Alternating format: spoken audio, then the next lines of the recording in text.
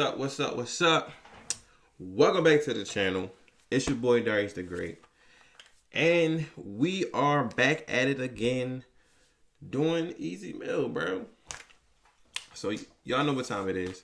So this is Easy Meal's interview with Peter Rosenberg. And yeah, I'm about to check this out. I saw it just uploaded day for yesterday or something, or yesterday. So yeah, we about to get into this thing.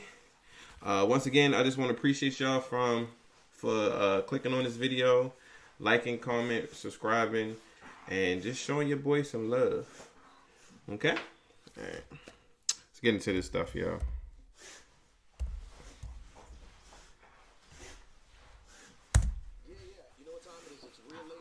Hot 97. My name is Peter Rosenberg, brand new artist in the building, brand new-ish. I guess first popped up on my radar. I don't know, maybe like a year ago now, but certainly someone that a lot of people are talking about because you are one of the very few to be directly signed to Marshall Mathers himself. His name is Easy Mill. Easy, what's popping, bro? Hey, what's up, everybody? How you been, man? I've been doing good. A little tired, but it is what it is, you know. Are you tired of telling your story? Because this is like sort of your initial promo run of going to see everybody. Have you gotten bored of telling the Easy Mill story yet? I mean, I don't necessarily think so.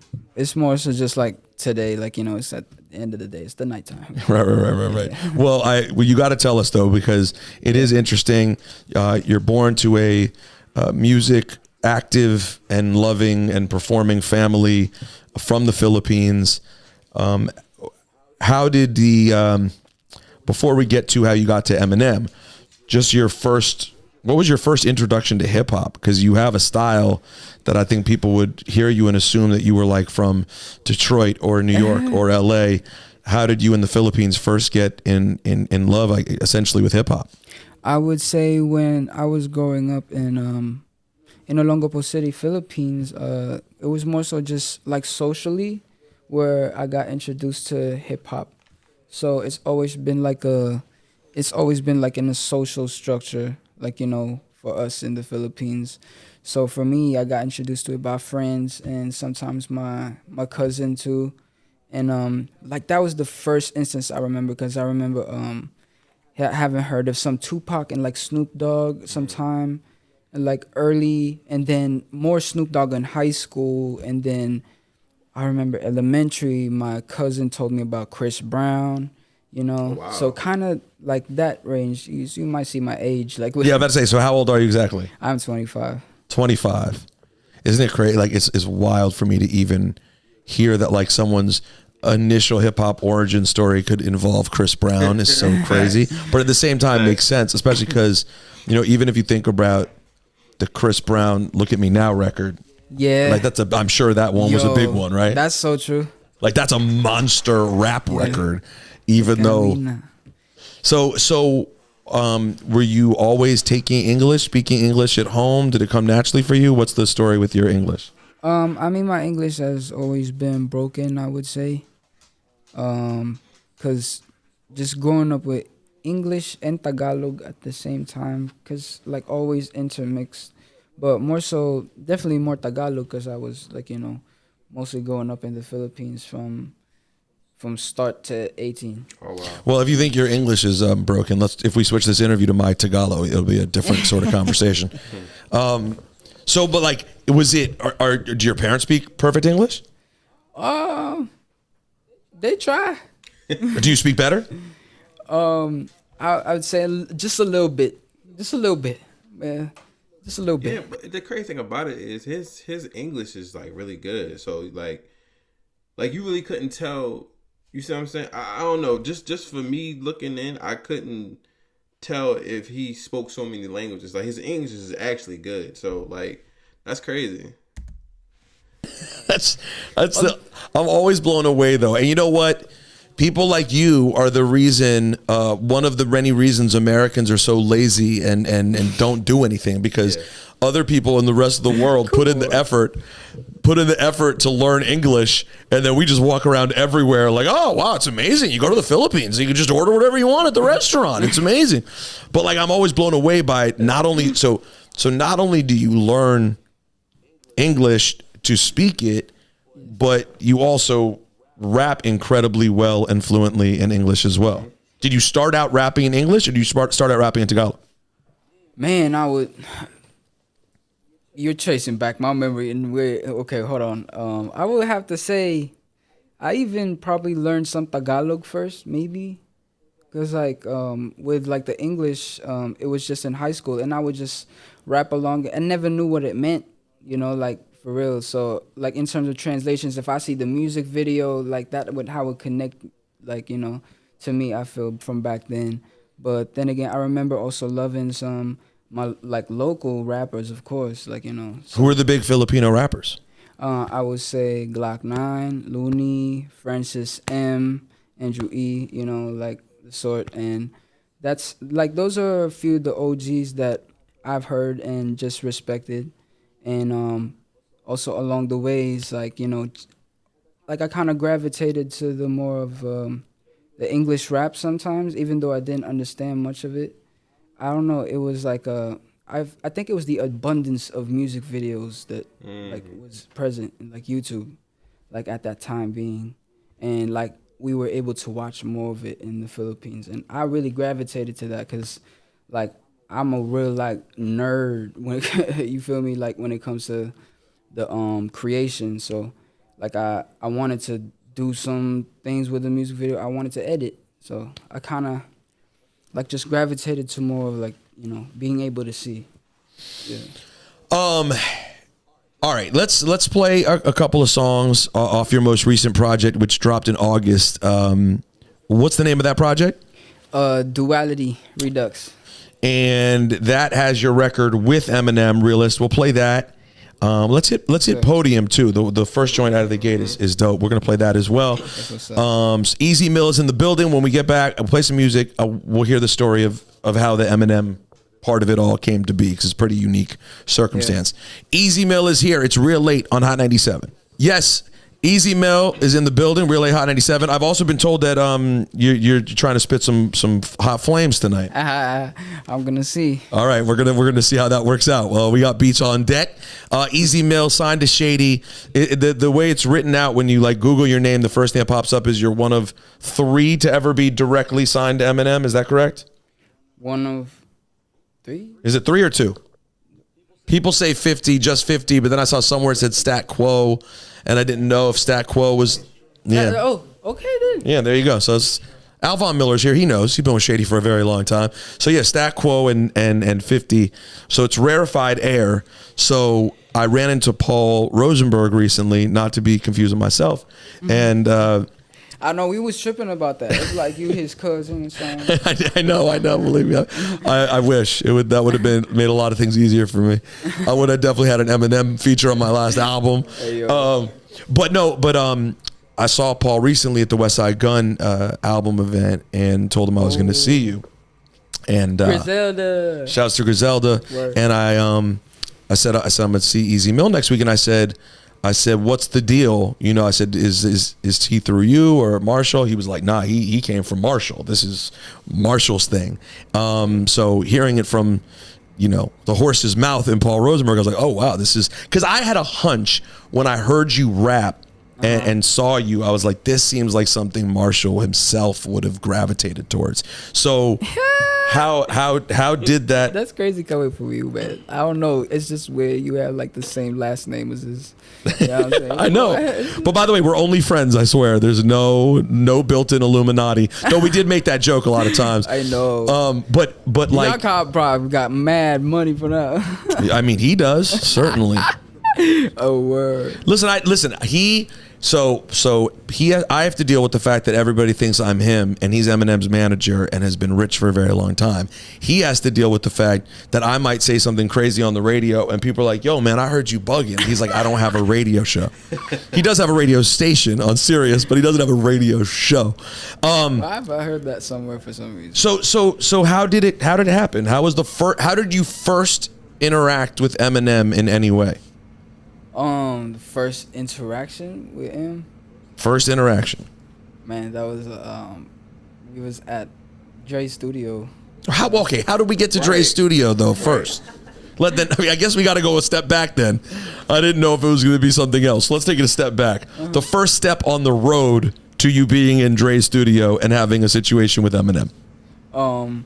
So you know what's crazy is it was just like a regular day.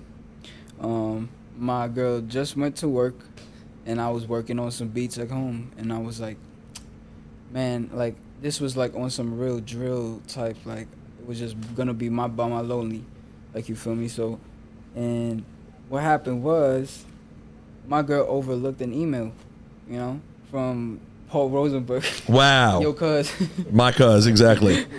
Overlooked the email from your cousin, and it was like, yeah, this is not Paul. This is not Paul. This is you. No, it wasn't. It was Paul. Yeah, so she thought it was Cap, and like when she got while she was at work, our people from Virgin kind of gave the nuts like, "Hey, yo, this is actually real shit." So you had already had like an indie deal through. You had a distribution deal through Virgin or something like that already? Yeah. That you had just gotten on your own from grinding, building your own thing. Sir. And so then you get a message from Paul Rosenberg who says what? When you go back and realize it's real. Because it was like mad, like simple, like the homie, like, you know, like emailed something. It's like, hey, yo, can we get in contact of Easy Mill? Like so casual, and she didn't expect, because usually it would be like the big one, look really formal. Right. Like what we got used to. Like, okay, so this doing with money. And this kind of like right, I get what you're saying. You developed your own sort of. That's crazy. He probably thought it was like spam or a joke. Like, no, that was really him. Like Types of what the emails look like. And then they got hit over so casual, and she thought it was Cap. And then she got the call and then when she got home, and I was like, she told me, Cap. Yeah, bullshit. You just didn't believe it at first. Nah. Like, and so then I really freaked out, bro. Like, cause it's like you're kidding me. The dude I copy, like, you feel me? I respect your honesty. Hey, he said it right there. I mean, M was the template, and he just, you know what I mean, took it from there. That's crazy. I mean, it's Eminem, for God's sake. So what? So did he say in the email like, "Yo, Eminem's a fan," or was he just like, "Hey, can we talk"? No. What did he say? Hi, I'm Tom Grieve, former state prosecutor and USCCA network attorney. I want to tell you about a free.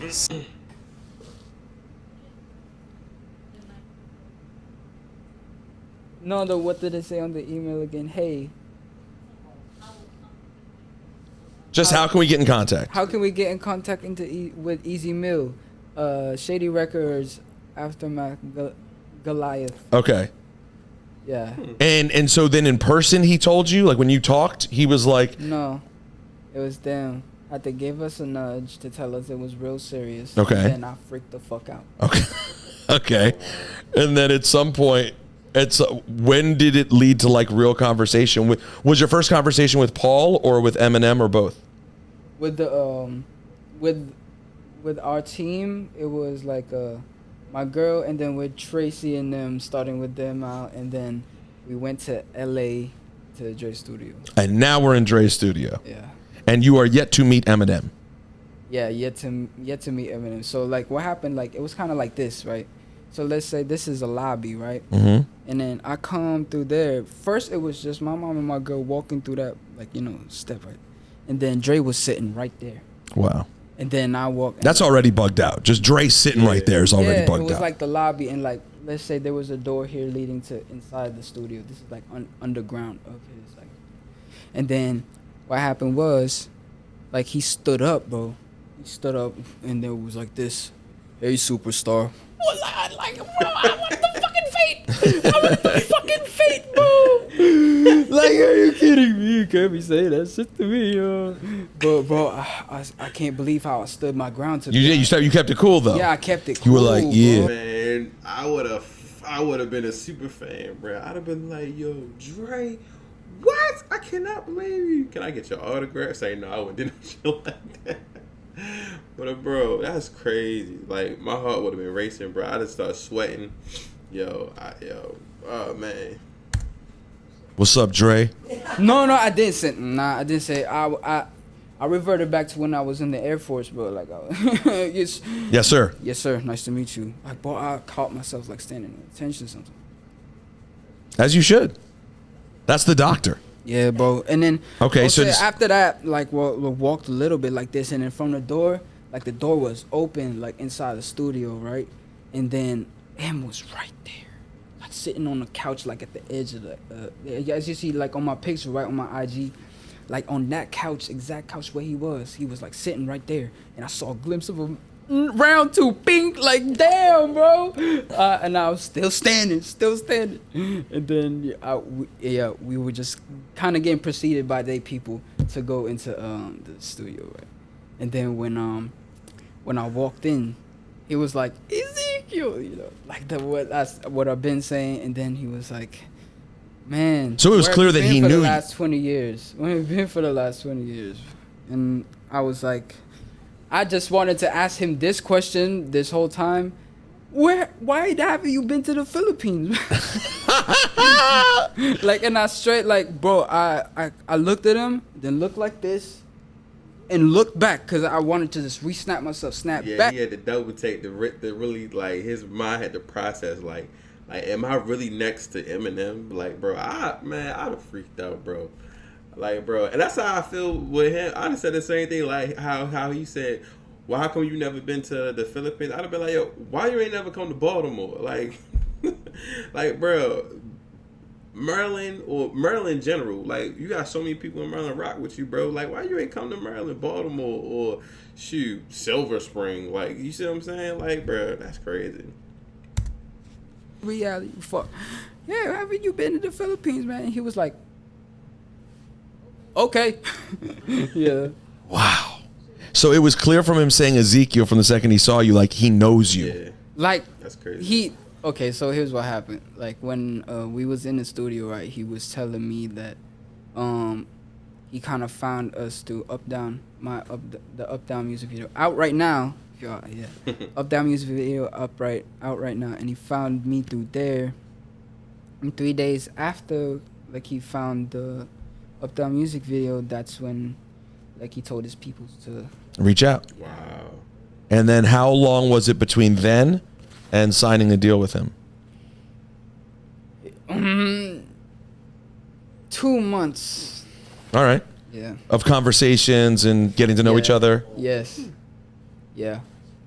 And now he's like, now like, can you sit here and say, like, Eminem is a friend? Hey, Eminem's the OG. Yeah. That's a good way to put it. That Eminem's the OG for real.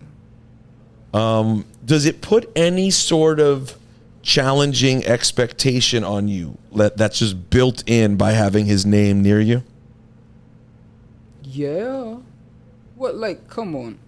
With just his influence throughout, like, music in general, I feel not even just in rap. Like, just him and, like, being with his family. Like I find great, like, inspiration from people who can, like, still do what they're able to do and help out with, like, family. That's him being a family man. Right. It's an amazing situation and incredibly interesting. I'm excited to watch how it plays out. What's next for you? Because you dropped a project in August. So do you have a plan in the months moving forward? So possibly, hopefully, music videos and sort, and some new music, definitely. So it's right now it's just building the Easy Mill brand, getting people in America to know who you are. How poppin' is it in the Philippines for you right now? Oh man, bro, like I can't walk regularly. Oh wow. Wow. Yeah. How long has it been like that? For ever since Panalo, Which is how long ago now? 2 years. Wow. So it's been on and popping in the Philippines for 2 years. And how often are you there versus here? I'm here most of the time now because, well, it's just been only recently where, like, my situation, like, I grew up in the Philippines and then I just came to work here and it's just crazy. Well, listen, you said you wanted to show these people what time it was and drop some bars to the city, no? Hell yeah. All right, so we're going to do that next. Easy Mill is in the building. It's real late on Hot 97. My name is Peter Rosenberg. Oh. Hey, producer. Oh man, I would love to see that. But yo, that's dope, bro. That whole process, bro. Like, I probably would have did the same thing, bro. I'd have been like, yo, who is this person emailing me, pretending to be Shady Records, and he's just a fan of Eminem. You see what I'm saying? Like, I'd have been freaking out, bro. Like, bro. Oh, I would have had the same reaction, bro. Like, for real. I probably would have been over exaggerated though. I ain't gonna hold you. I'd have been like, yo, it's fucking M, bro. Like, it got weird as shit, bro. I'd be like, bro, like, you don't understand how much of an influence you had on me since I was a kid. Like, that's what I would say to him, bro. Like, you do not understand, bro. Like you was the man for me growing up, bro. Like, when I tell you, like, just for him to get away, for me to get away in his music with the storytelling and like just take me out of like reality sometimes, bro, and like just going through like, stuff with my dad and you see what I'm saying, and like that's a whole nother story. But like, I used it as an outlet and just to get away, bro, and just it was times where he, like, Eminem's music made me sad, it made me happy, it made me, you see what I'm saying, it made me like feel confident in myself. Like, that's the type of artist Em is, bro. And now since Easy's under him, and Easy, bro, like, has an amazing catalog, bro. An amazing catalog. And just for him, for the OG, just to bless him with his knowledge and just mold him and shape him up into the even better. Yo, this is going to be a dope ass ride, bro. Oh my God. But yeah. But tell me what y'all think about the interview. Put it down in the comments. I appreciate y'all for watching the video this long. And I shall see y'all on the next one. Peace.